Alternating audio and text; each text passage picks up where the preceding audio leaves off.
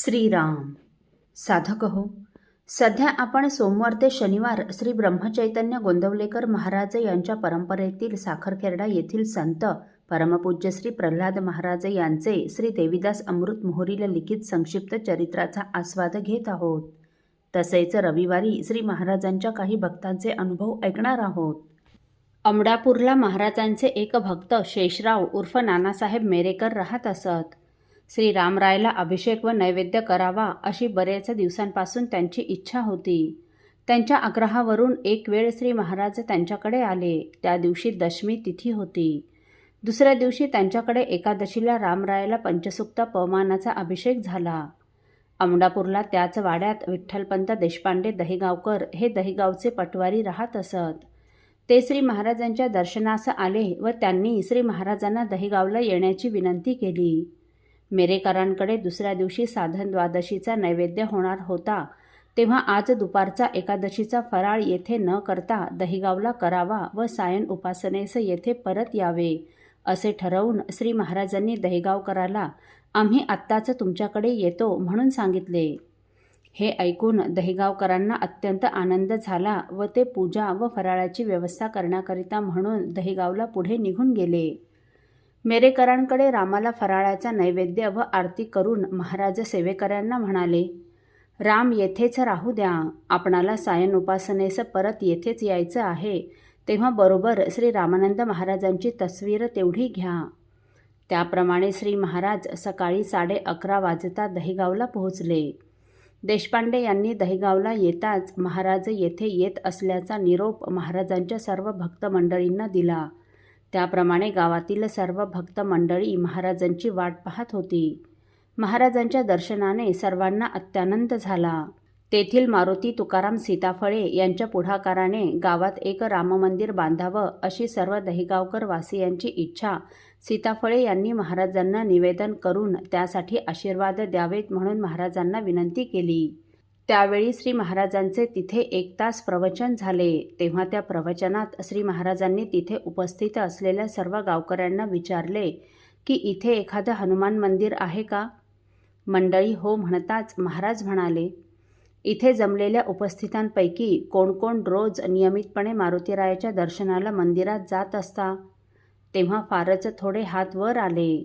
मारुतीरायाच्या दर्शनास रोज जाणाऱ्या मंडळींना महाराज म्हणाले, दर्शन घेऊन आपण तिथे मारुती स्तोत्र, भीमरूपी हरिपाठ वगैरे काही म्हणता का? मारुतीची रोज आरती करता का? मंडळींनी नकारार्थी मान हलविताच महाराज म्हणाले, मारुतीरायासमोर बसून निदान 1 माळ जप तरी करता का?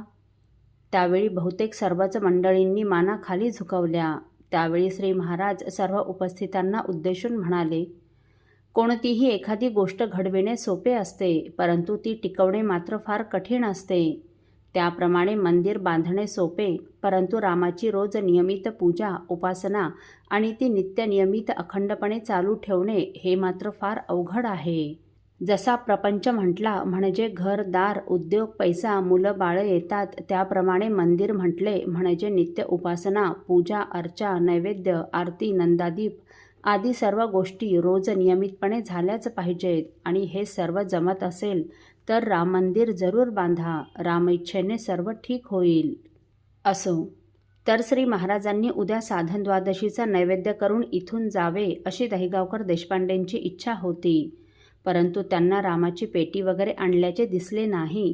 तेव्हा ते श्री महाराजांना नमस्कार करून म्हणाले, महाराज राम आणले नाहीत का?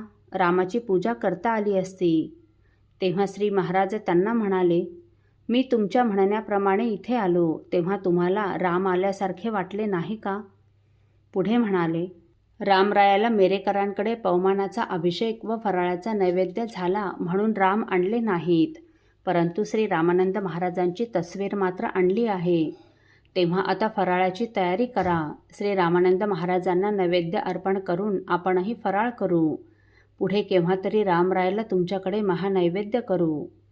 नंतर देशपांडेंनी श्री महाराजांची पाद्यपूजा केली. श्री रामानंद महाराजांना फराळाचा नैवेद्य होऊन सर्वांचे फराळ झाले.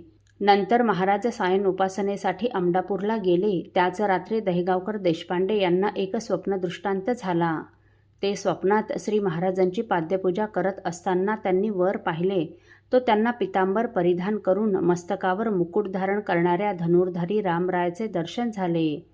तेव्हा त्यांना श्री महाराज म्हणजे प्रत्यक्ष राम असून महाराज आले म्हणजे घरी रामच आले आणि श्री महाराजांची पूजा म्हणजेच श्री रामरायाची पूजा याची पूर्ण खात्री पटली.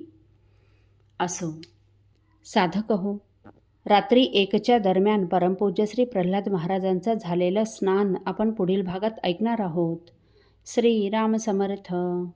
आपल्यातील कोणा श्रींच्या भक्तांना श्रींचे काही अनुभव आले असतील तर कृपया आपण मला ते 9422843253 अथवा सुनील दादांच्या 9892608401 या व्हॉट्सअप नंबरवर कळवावेत अशी नम्र विनंती.